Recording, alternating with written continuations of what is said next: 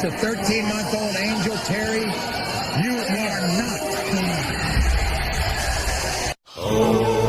사건 자체도 개 더럽지만 전 남편분이 너무 불쌍해서 영상을 안 만들 수가 없었습니다. 현재는 사퇴한 이 아줌마가 계속 일을 더 키우고 있죠. 이 여자는 며칠 전 입장문을 냈습니다. 혼인관계는 이미 파탄난 상태여서 차마 뱃속에 있는 생명을 지울 수가 없었다. 이게 참 말이 안 돼요. 혼인관계가 파탄났는데 둘째가 태어났다고 전 세계에서 가장 위험한 전쟁 지역인 아프가니스탄으로 남편이 파병을 갑니까? 혼인관계가 파탄났는데 피임하고 관계를 했는데도 임신이 되었다는 말을 남편이 믿어줘요? 정말 파탄난 상황이면 돌파 임신했다는 말을 들었을 때 남자들 절대 헌신하지 않습니다. 바로 친자검사 들어가죠. 부부 사이가 파탄났는데 와이프가 임신했다 하면 뱃속에 있는 애가 내 애가 맞나부터 생각한다는 거예요. 전 남편분이 임신 소식을 듣고 행동한 것들을 보면 이 여자를 정말 신뢰하고 자신의 가정을 사랑하는 책임감 있는 가장이었다는 걸 알 수 있습니다. 파병가 있는 동안 남편분의 SNS 글을 보면 혼인관계가 파탄난 상황이 아니라는 게 더 명백히 드러납니다. 이제 가족에 대한 그리움이 조금씩 생기기 시작한다. 나도 군인이기 이전에 한 사람의 남편이고 아빠고 아들인 것 같다. 이쁜 우리 딸, 아들, 아내도 보고 싶고 아버지, 어머니도 뵙고 싶다. 저도 파탄나봤고 파탄나신 분들 얘기를 많이 들어봐서 아는데 파탄나면 가족을 그리워하고 뭐고 그런 거 없어요. 이혼하면 어떡하나, 이혼은 어떻게 해야 되나, 이 스트레스 때문에 SNS고 뭐고 할 여유도 없을 뿐더러 가족 생각도 안 납니다. 전 남편분의 SNS처럼 아내가 보고 싶다라는 표현이 절대로 나올 수가 없다는 거예요. 이 여자의 입장문으로 확실해진 건 딱 하나, 임신 당시에 남편 애가 아니라는 걸 이미 본인은 알고 있었다. 처음부터 알고 있었으면서 끝까지 남편을 속이려고 했다는 거죠. 아이가 둘이 되었으니까 돈 부족하다고 남편을 전 세계에서 가장 위험한 전쟁 지역인